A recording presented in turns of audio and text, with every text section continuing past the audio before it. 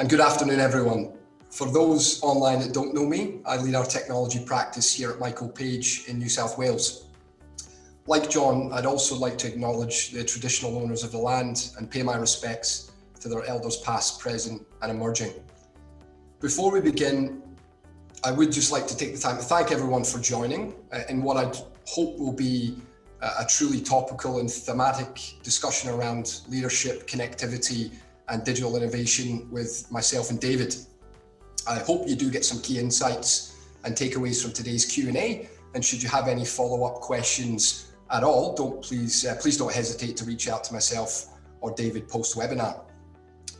I would like to just provide a quick market update from my perspective and also a Page Group perspective. We have returned to the office on a partial basis, which has been incredibly exciting for the team, albeit adhering to the associated guidelines. It's been really good to just have that connection and connectivity with the team again. From a market perspective, we are seeing some greater sentiment within the market. We're having more and more conversations with our clients and our candidates.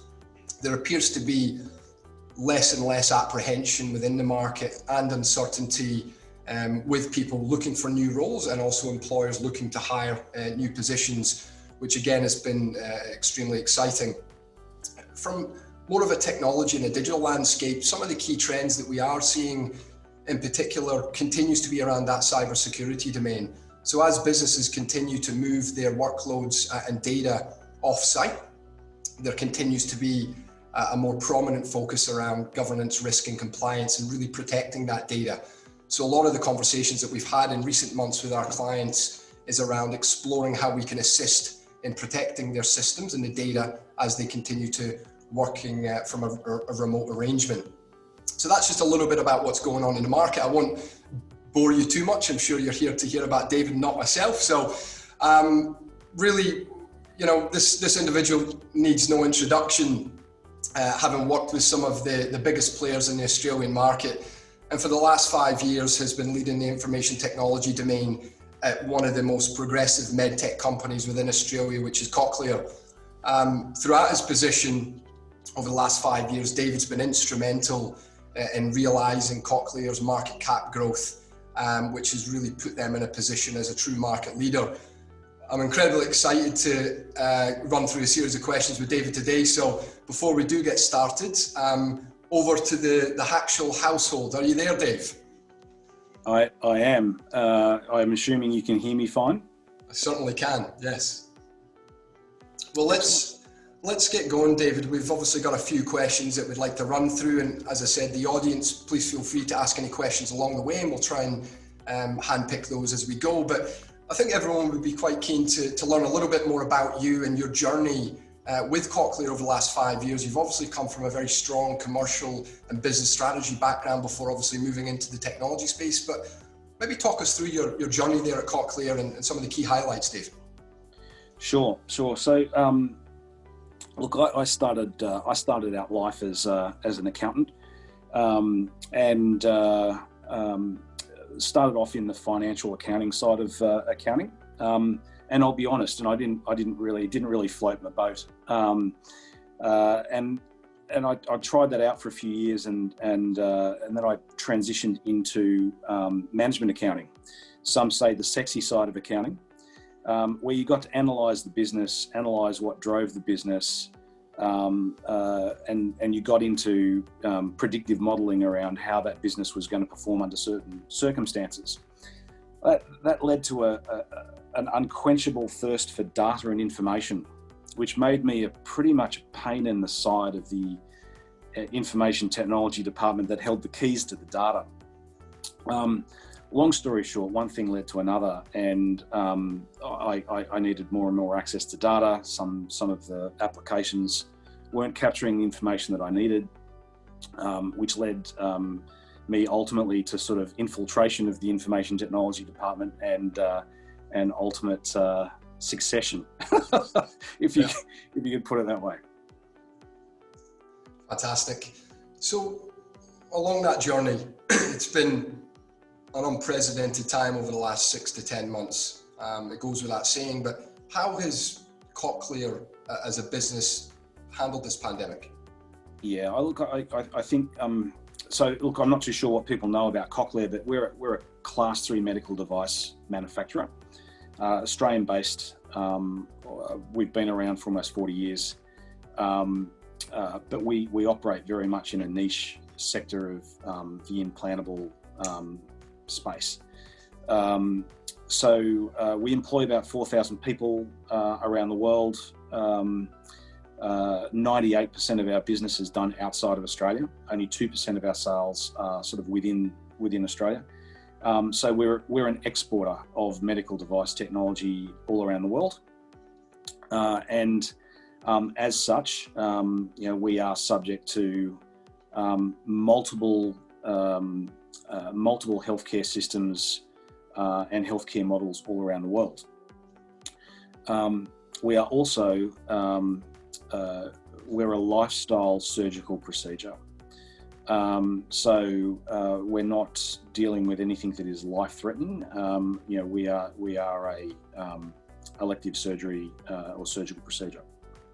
Enter the pandemic, and it would be fair to say that the pandemic has really sort of shaken, I think, the world, and in particular the healthcare sector, as the healthcare sector has to respond to dealing with the infiltration of a variability of critically ill people and mildly ill people, and not knowing how bad it was going to get or where it was going to escalate and how it was going to escalate. So as a company that serves that sector, we were entering very, very uncertain times. And as an organisation, therefore, we have to take stock of what that means. And look, it's no surprise that elective surgeries stopped. I think at the moment in Melbourne they're still stopped. But we have great variability across different markets around the world, and each market around the world is recovering at different rates, and also stopped surgeries at different rates. So the ability to predict how we were going to perform, where we were going to perform or not perform, was very, very difficult, which led us as an executive team to go, okay, well, we cannot predict the top line. We have to be able to control the bottom line. We were one of the first publicly listed companies to go to market and raise capital. We did that very, very early, and we're very glad we did. And that has boosted the balance sheet. So I think that was a very, very smart play. As an industry, we've managed to retain our persistent workforce through that process. But as a company, one of the things that we've done is we've really sharpened our focus around what we're going to work on and what we're not going to work on. And when you've got a tailwind, it's very easy to just take on more and more work. When you've got a headwind, you have to be a lot more disciplined around what you're going to stop doing. And so one of the first things that we had to do facing into the pandemic was around, okay, well, here's the list of projects that we're all working on. What's critical, what's nice to have, and what's really kind of luxury. And so we went through a process as an executive team around a complete review of the business and all of its concurrent initiatives, and we rationalised those. And as a result of rationalising those, we have two sides of the workforce. Of course, we have the persistent side of the workforce being our full-time employees, and then we have third-party contractors and consulting organisations which we engage with. So that allowed us to pull a lever on some of that discretionary cost base to shore up both the employment of our own people and give them a level of certainty, which is critical, but also then sharpen the focus of the organisation. So that's at a high level. That's pretty much how we faced into that pandemic.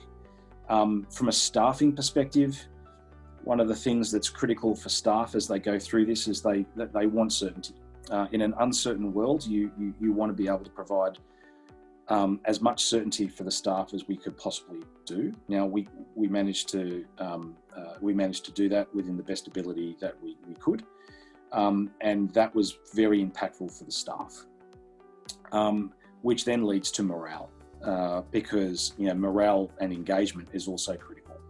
So making sure that we could give a level of confidence to our staff that we will come through the other side of this, that this is all temporary, and that we've taken the appropriate steps as a company to navigate it, gives the staff that level of confidence in the organisation that things will be okay. Yeah, no, that's really interesting, David, and it's, you know, it sounds like you put the wheels in motion very quickly and early on as a business, which appears to have been the right call there. Let's kind of switch more to the information technology side of things. So how has technology really underpinned this period of uncertainty? Is there something specific that you've done as a leader there? Look, yeah, there's two sides to that question in terms of answering it. So first of all, the market. We have always been very big advocates of telehealth and remote. We call it remote health or remote connectivity. And we've already had solutions that were in place, but adoption around those solutions was relatively low. What the pandemic has done, and as a result of sharpening our focus on our concurrent initiatives, we have really heavily invested in telehealth. As people have been in lockdown and been resisting going into a hospital or going into clinics and things of that nature for their own health concerns, we've had to fast track solutions for that. We do have a very, very robust portal environment for our professional network. We have a fantastic product which is connected to the internet. We capture a lot of data off our devices. We can now communicate that data in near real time to our professionals. Professionals can now connect remotely into our patients' application, which is literally sitting on the old smartphone. And we've connected patient and we've connected professional, and we've been the conduit that has allowed that to happen. And we've seen the uptake of our telehealth solution skyrocket in such a short period of time. And I think that is the need we believe was always there. The catalyst for adoption was the pandemic. So I think that's been a fantastic thing for everybody. It's been a fantastic thing for professionals, a fantastic thing for Cochlear, and a fantastic thing for patients. So look, that's one. The other one, which is also around our customer-facing technology side, is the deployment of DocuSign. Now, again, we already had DocuSign in place. A bit like, and remember, we're dealing with multiple health systems around the world. So in Australia, you go to your GP gives you a referral. That referral then you have to take to your specialist, and your specialist can't see you unless you've got a referral. In different markets, they have different types of versions of those things. So what we've developed is a DocuSign process, and that DocuSign process electronically handles those types of referrals. And in particular in the US market, which is over 50% of our business, you also have that additional level of complexity around insurers being the payer of the procedure. And we've managed with DocuSign to be able to connect patient, professional, and payer in a trilateral electronic referral, insurance processing, and sign-off procedure. Now, that process used to take about 2 weeks of paperwork going back and forth, and believe it or not, fax machines. So with DocuSign, we've now completely digitized that process in the US. And again, pandemic has meant adoption has gone through the roof. We firmly believe that those two things will persist beyond the recovery of the pandemic, and it just becomes now normal. Internally within the organization, we've adopted Microsoft Teams, and that is something that we've accelerated. Again, it was already in place. It was a pilot, and that is now completely in every single one of our offices, in every single one of our employees' hands. And it's the default on how you work today. And that has happened within an incredibly short period of time, including the deployment of things like OneDrive. And so collaboration and real-time collaboration around artifacts and documents, we are so much better off as a result of the deployment of that technology, I just question whether or not we would have been as quick. I know we wouldn't have been as quick, and we probably wouldn't have had the adoption if we'd all been in the office. So look, that's another one. The other technology thing I think which is probably underplayed but yet critically important is our security technology. And this is kind of the unsung hero, because when our workforce is remote, if you don't have the right security protocols and technology already deployed in your environment, you're effectively risking exposing the organisation to unwanted threats. Because I can guarantee you, your home security that you have on your internet connection with your local ISP is not as good as it is within your company. So we were lucky. We completed a cybersecurity remediation program by and large. And so we have that defense in depth approach within our security architecture. The reason why I'm raising that is because we monitor and measure everything. And we have seen a massive spike in unwanted attention on our network and our people as we've gone into the pandemic. And I think I think Scott Morrison made commentary around this at some stage back in May. We'd already seen that activity in April. So that's probably the unsung hero of the technology that's underpinned our navigation of the pandemic. Yeah, thanks for that, David. That probably dovetails nicely when you're talking about the remote working arrangement and the utilisation of Microsoft Teams. It kind of leads us into connectivity. I'm sure that's been a really key challenge with the team. So how have you managed to keep them motivated and engaged? Yeah, and it waxes and wanes. And so, look, I think there was an air of excitement, dare I say it, when everybody was like, hey, the office is closed, you're gonna have to work at home. And so I think people have gone into that going, this will be interesting. And here we are, what is it, the 18th of September, and I'm still at home, and so are many other people.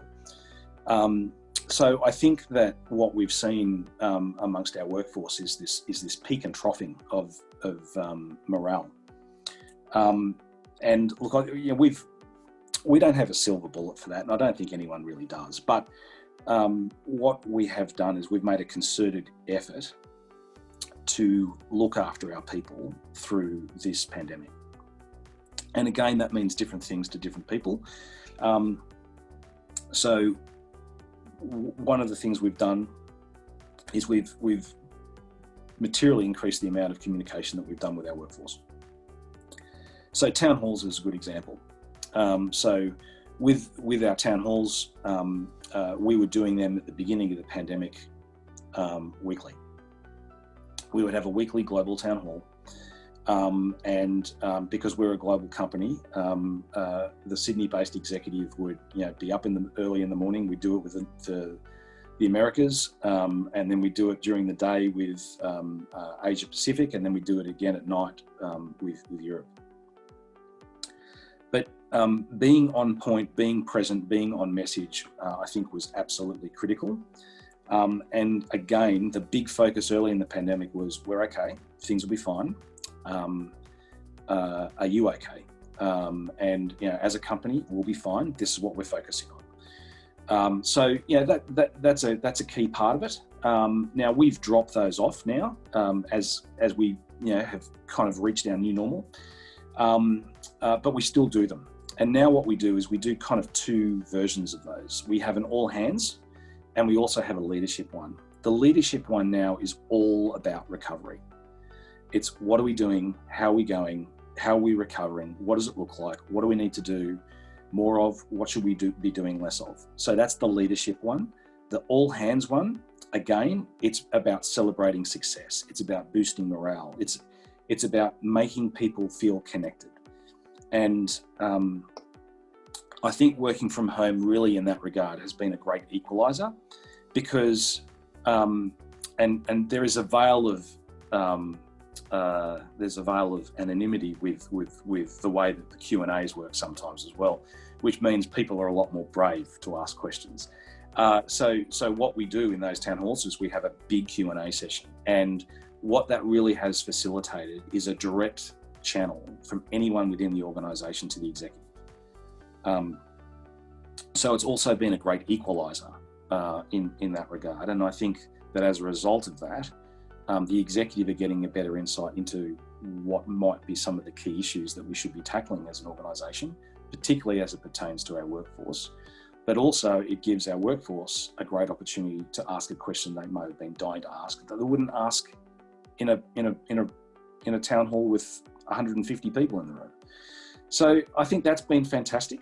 From my direct reports and my team perspective, you know, I do what I call virtual morning teas.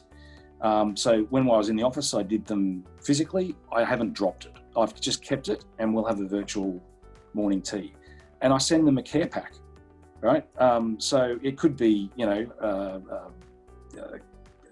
bags of tea. It could be, you know, coffee. It could be anything. But we'll then come together and we'll actually have a virtual morning tea. And again, with projects, as projects have been delivering outcomes, yeah, we'll send a bottle of champagne around to the project team, and then we'll have a virtual, you know, a virtual drink. So look, those types of things I think have been very, very important. And in the other one would be random calls of kindness. Now, this is an important one.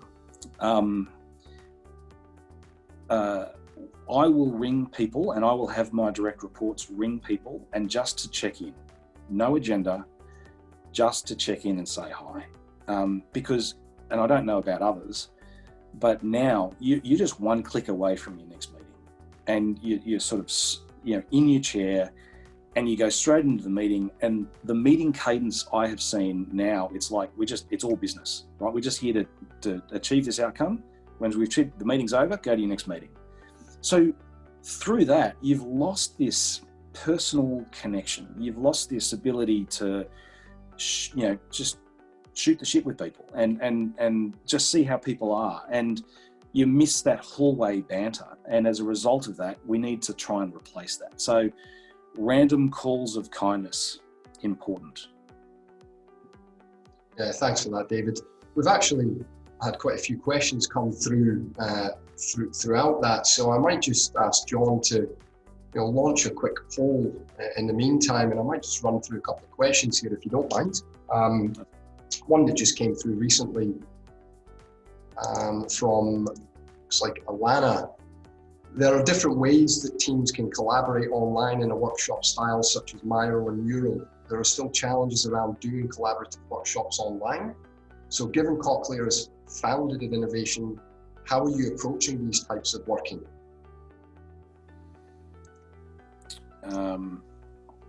How are we approaching these types of working, being remote? Yeah, I think being remote, and from, I suppose, the use of Microsoft Teams, I think the question looks like, what are the capabilities and the capacity of a tool like Microsoft Teams? What is Cochlear doing differently, and in addition to that? Right, okay, yeah. So look, I think for those of you that are not familiar with Microsoft Teams, basically it's an extension of Microsoft Office. It's a virtual, you create virtual rooms, and it's not unlike Slack. If anyone has used Slack, Microsoft Teams is kind of like the equivalent of that, but within a Microsoft context. So within that, we create, you know, I've literally got it on my other screen here. So we create these environments within the team structure, and they're typically departmental or they're project orientated. And then within that, we have channels, and then within those channels, you have folders, and within those folders, you have files. And so what it's allowed us to do is collaborate via video and audio, and really real-time update our documentation, real-time collaborate on files, whereas previously they were probably emailed around the place. And updated progressively. So I think that's been the big win in relation to Microsoft Teams. I think it's actually made us more efficient. And look, I will actually talk about efficiency as well, because the other thing that we've seen within my department is we've actually seen a 20% efficiency gain in throughput of work. So if you're a task-based worker, we found working from home, we're getting 20% more done as if you were in the office. Where it's become a little bit more challenging is around ideation and sort of, call it blue sky thinking. That's probably become a little bit more challenging, not impossible, but a little bit more challenging. And there's only so much you can do, and technology can help you with that. That's probably been the hardest part. Another question here as well, David, from Sarah Gonzalez. I love Cochlear's innovative approach as a global company. With that in mind, are you seeing a shift to sourcing resources for local roles from what is now a national and global pool? Okay, so look, hopefully my answer hits this one on the head. So look, we're a global company, and I run a department that has people in Denver, Colorado, in Malaysia, in Germany, in Sweden, in the UK, in Belgium, and in Switzerland. And I reckon I've missed one. So we are, and Brisbane and Melbourne. So like we're geographically dispersed. We construct ourselves as one, and we operate as one global unit. Anyone can do any job for any division within our organisation, any function, any department, any country. We do not tie work to a geography. We truly act as a global unit. We've worked very, very hard over the last 5 years to be able to do that. And, we execute work in Sydney for the globe. I'll have people in North America doing work for people in Europe, and people in Europe doing work for people in Asia. We have the ability to move work around throughout our entire network. Thanks, David. There seems to be a lot of questions around efficiency and productivity, which really kind of reverts back to the original plan of our question. So, on that, what does efficiency look like? How have you engaged your reports, motivated and measured them throughout this? Yeah, okay. So, and I think we've been a little bit lucky here as well, because we have our ducks in a row before the pandemic hit. Now, I'm a great believer in, if you can't measure it, you can't manage it. If you can't manage it, you can't improve it. So one of the things that we do quite robustly is we manage everything. And I mean everything. So I manage my aged cases, just like the finance department manage their aged debtors. I manage my aged vulnerabilities, just like the finance department manages its aged debtors. We look at the amount of time it takes us to solve problems. We look at the amount of time it takes us to do incremental change. We look at the number of outages or impacts that we've had as an organisation, and we also measure how many of those were at our own hands, self-inflicted, because that's an indicator of quality. I measure how much time people are spending on tasks, on work. So we already did these things. So as we moved into the pandemic, we didn't want to lose any of that. And as a result of not losing any of that, we've been able to track the productivity of the workforce. And that's why I can say with confidence that we are 20% more efficient as a department that we were pre-pandemic. And so that putting all of those things in place pre-pandemic has allowed us to measure that success. So that's probably point one. Point two is you have to celebrate the wins. We're constantly delivering work all the time. And with working from home and that efficiency gain, I do think people are actually working harder. I do. I think there's less distraction. I think that they can just concentrate and get the job done, and then they just take the next ticket, and they take the next ticket. And so I am concerned that we're not giving our people a break. They're things that concern me. So the other side of this, and I think most organisations probably have seen this, is that people's annual leave balances have gone up. And so one of the things that we are making a concerted effort on at the moment, and I'm doing it as well, is you must take some time off. You must recharge the batteries. We are actively now managing our leave profile and making sure that people are taking a break. Yeah, that's really interesting, and I would certainly speak to that as well, David. I've been doing the same with my team, because you really don't realise how much fatigue can play a part in this, because people are really working overtime, and the more they work at home, they get the opportunity to leave the office and leave work in the office. But when they're working from home, it's very different. So I can certainly vouch for that. I've got a question here, more from a business perspective. So how has the business managed the bottom line globally? And are there any divisions, areas and countries that Cochlear have focused on first? Yeah, that's a hard one to answer. Look, we're a publicly listed company, so I'm not going to give away too much. But we operate in very, very diverse markets, and we have a very diverse business model. We have B2B, we have B2B2B, we have B2B2C, we have B2C. It's almost a little alphabet of business models. But so therefore, there's a level of complexity in the answer.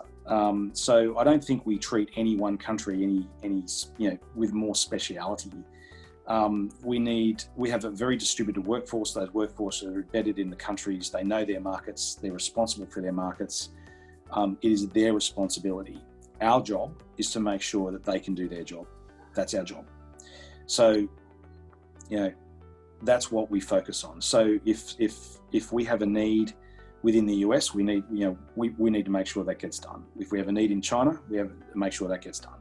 Where we are being more active is where it just makes good sense. And so if a market is recovering or has recovered, then you've got to make sure that they are being set up for success. You've got to make sure that they are capitalizing on the opportunity of recovery. So China is a good example where that market and that country has very much recovered. I mean, my team over there are sending me pictures of summits and workshops and events that they're going to, and it's very different to here. And conversely, in the US, you've got a healthcare market where surgeon doesn't cut, surgeon doesn't eat. Surgeon's pretty keen to cut. So you've got a different dynamic there. Whereas in other markets where you have a very socially orientated healthcare system, there's not too much happening. So it's very, very variable, and depending on local spikes, it can change on a dime. So it's too hard to answer, really. So have you seen much of a change in productivity with your team? Yeah. I think productivity has gone up. I think the ability to ideate has probably gone down, but I think the productivity of the workforce overall has gone up. So this week we had a talent calibration session, so we're still doing the things that we should be doing. We haven't dropped or stopped doing anything. We actually came into the office for that. We occupied the boardroom, pretty big room. We could socially distance appropriately. We had the regional leadership team in on Teams on the big screen, and it would have been exactly how we did it pre-pandemic. So we're still managing the workforce. We're still managing talents. We're still doing the things that we should be doing. It's good, and we've just had a question come through here on that note. So how does a business bring back the culture of ideation as the new norm? So if you're saying that that's not really a focus and it's more around execution, how do you bring that back? Yeah, and remember, we're a very big research and development shop, and the research and development shop is all about ideation.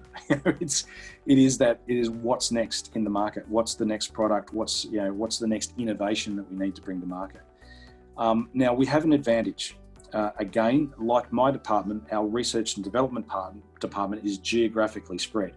So as a company, we've actually already got the key principles in place around how to connect and how to work as a geographically dispersed team. Now, I think that that's gone up by factors as a result of being, people working from home. But we've still got it within our DNA. I think the challenge around it is it probably takes a little bit longer. And it's not that it's not happening, it probably just takes a little bit longer. So look, what are we doing about that? We opened up our office on the 20th of July in Sydney. We're encouraging our workforce to come back to the office if they feel it's okay for them. I'm back in the office 3 days a week. Parts of my leadership team are doing the same. Some parts are 1 day a week, 2 days a week. So, we are progressively now, working our way back into being in the office, but we haven't mandated it. We're not going to mandate it. It's just something where it makes sense and we think you're going to get a better result by coming in, come in. What do you think that will mean for the business longer term, returning to the office? Do you think that the physical infrastructure will remain, but the shape of the offices will change? Yeah, look, it's a good question. So here's something that we've had to do, right? And it's a new tagline. So what we've done in the last 2 months is we've invested very, very heavily in the technology within the office. Okay. Because people are so now used to being connected via Teams remotely. If you come back to the office, we instantly restrict how many people you can have in a meeting room. So straight away, your meeting, I can almost guarantee you, there are going to be people physically there and there are going to be people remote. Now, in the old world, you would dial up and you'd have an audio call, right? In the new world, everyone's used to this. So what we've done in the last couple of months is we've made sure our meeting room technology is fit for a hybrid environment of on-premise workers and off-premise workers. And here's the tagline, right? Working in the office is just like working from home, right? So, whereas it used to be, my objective of working from home is I just want it to be like it's in the office, and now it's flipped. So, and that's something that we've been quite deliberate with and on, is these investments within the technology in the rooms, where you used to dial a telephone number and you'd open up an audio bridge, right? I mean, we used to spend $15,000 a month on that type of technology. In the last 3 months, we've spent $1. So that's gone. I don't think that'll ever return. So therefore, it's incumbent upon us to make sure that the meeting room technology on-prem works just like it does at home. Let's continue on that trend around technology, because there are a few technical questions here. So Jim's asked, has a greater percentage of IT in the business working remotely affected your cloud or hybrid strategy moving forward, or the emphasis on that? No, it has not, is the short answer. We have a mixture of on-premise compute and we have a mixture of cloud compute. And this is the accountant in me. Cloud computing has to make good commercial sense. So we do not have a cloud strategy for the sake of having a cloud strategy. It actually has to return value. So if over the course of a 5-year period, it looks like it's going to be cheaper to move things to the cloud, we'll do it. If it doesn't make good commercial sense, then I'll keep it on-prem. Now that has not changed. We have a very, very robust network. We have very, very good VPN protocols. It does not matter whether or not you're pulling your service from cloud working at home or whether or not you're pulling your service from the office. Another question here from Graham Cronin, and speaking from the knowledge that I have with Cochlear, you do have an extremely robust and mature cyber program in place, but Graham's asking how you're dealing with the cyber detection and response and any playbooks that go along with that. So how are you managing the risk there? Good question.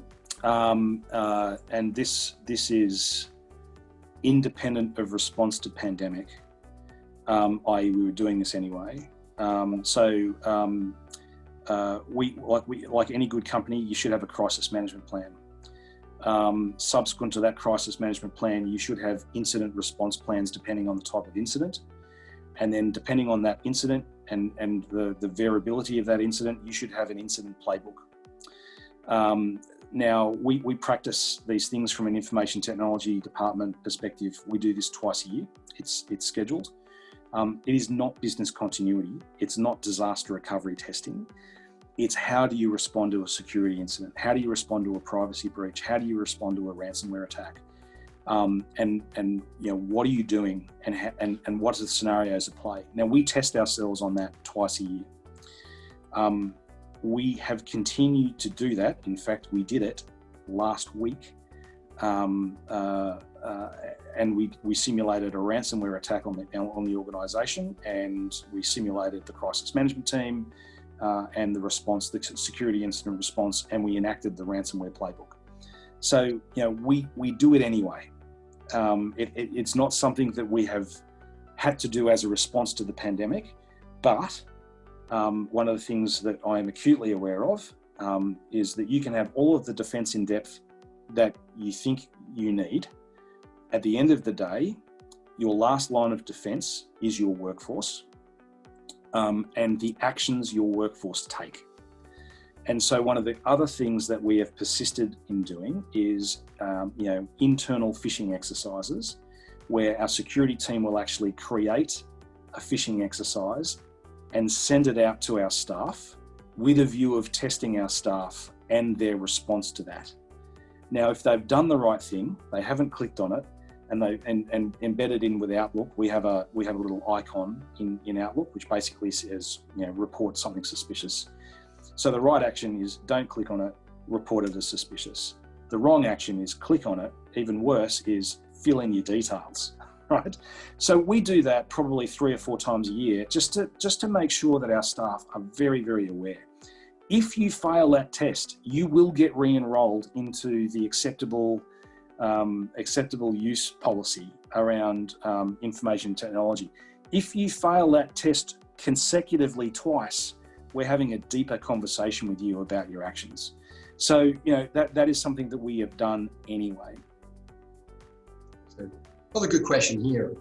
Did you find COVID provided opportunity to implement change to the broader business due to the business accepting more risk to operate effectively during the pandemic?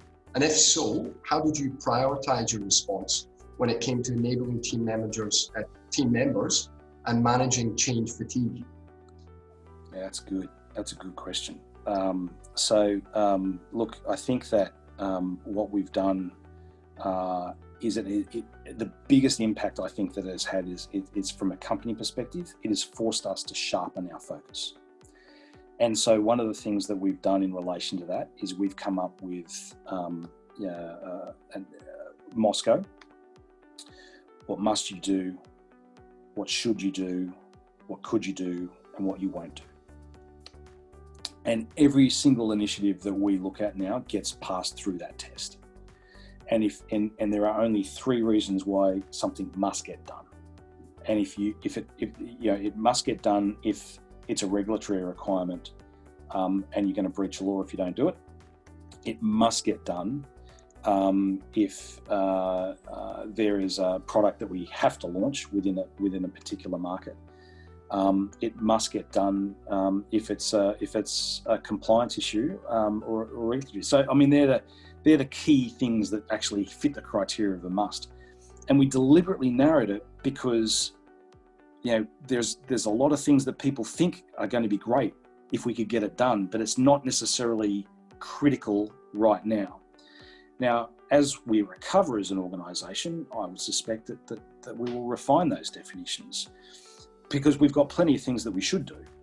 And we now have a portfolio of things that we won't do. So pre-pandemic, I've got to tell you, there was nothing in the won't do category. So that process has really impacted how we think about what we're going to work on. It's sharpened the focus of the executive, and it's sharpened the focus of the middle management of the organisation. So that's been quite impactful. The other reason why that's important is because what that has actually allowed us to do from a staffing perspective is give them clarity. Give them clarity around what's important. Because The other thing that we've been very big on is the constant reduction of context switching. So you can't have your workforce working on 30 things at once. It's just inefficient.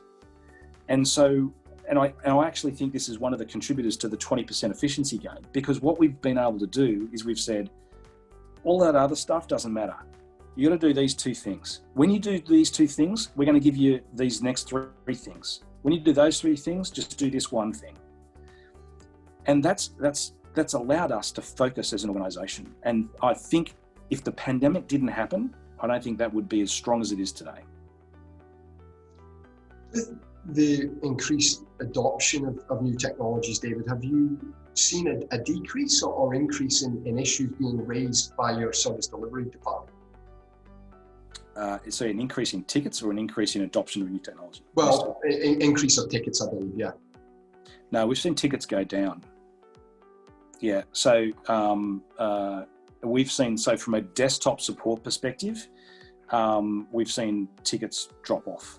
And look, the way that we construct our organisation is I have a 24/7 service centre in Malaysia, and it's teamed by a great bunch of people. They work 3 shifts, they serve the world. And then we have site service engineers within our physical locations who are there to fix on-site issues. Now, the on-site issues, there hasn't been a lot of them because there haven't been a lot of people. So we've actually seen that drop off. So what we've taken advantage of the fact that it's dropped off, and what we're doing is we're making sure that we use that window of opportunity to and use those resources that aren't necessarily fixing problems to patch our environment, to make sure our security is patched, to upgrade our desktops to Windows 10, the latest versions of Windows 10. You know, these are the things that we're now sort of, say, taking advantage of their idle time. You know, I think the last time you and I met was probably over 9 or 10 months ago, just as this kind of begun. And at the time you were telling me about the amount of flying you do as a business. You're gone for 6-7 months out of the year, and you're all the way down to the granular detail of the serial numbers on the planes. Yeah, no. I remember you talking to me about that. So, you know, switching from that extreme to, you know, working from home and really driving a lot of these incentives and new technologies. How have you handled things personally and your family? Yeah, good. Yeah, it's a good question. And look, in my role and like most of the executives in Cochlear, we spend a lot of time away from home, and since the pandemic, it's been you're here, and look, it's been great. Look, it truly has. But I won't lie, I miss the travel, right? But the reason why I miss the travel is because I miss my people, and you know, that's difficult. But you know, family's awesome. It's great to be home. I cook a lot, some of it successfully, some of it not so successfully. But I do miss the ability to get on a plane. I'll tell you what. I'll tell you guys. What I call my time when I'm on a plane is me time, right? Because if I'm on a plane for 14 hours to Denver or 14 hours to London, I get downtime. And in that downtime, I'll watch Netflix. I'll binge watch a series, right? I have not watched any Netflix activity in the last 4 months. And that's impactful for me because I don't think I've had that downtime. And the other side of that is when you leave the office and you drive home, I've got about a 45-hour commute, I get to switch off. And you get to reset your brain before you walk into the front door. That has not happened working from home.